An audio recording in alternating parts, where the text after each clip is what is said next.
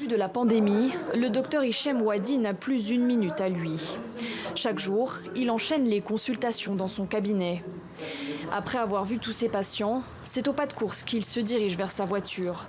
Ce jour-là, il doit se rendre dans la banlieue sud de Tunis, où l'attend Neila, 28 ans.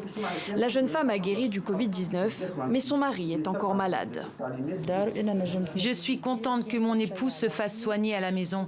Sa santé s'est améliorée sous mes yeux, petit à petit. J'ai pu m'en occuper. Je préfère qu'il soit là plutôt qu'à l'hôpital et ne pas pouvoir le voir.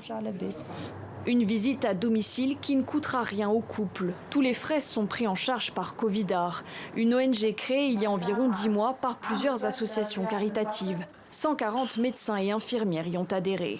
Quand on est chez soi, donc on dort mieux, on est entouré, on a un meilleur moral, donc on est dans les meilleures conditions possibles. Donc surtout quand on a un médecin qui vient tous les jours, un infirmier qui vient tous les jours, donc l'évolution ne peut être que favorable. En Tunisie, beaucoup de malades tardent à se faire soigner faute de moyens. C'est d'abord pour eux que le système Covidar a été mis en place, mais pas seulement.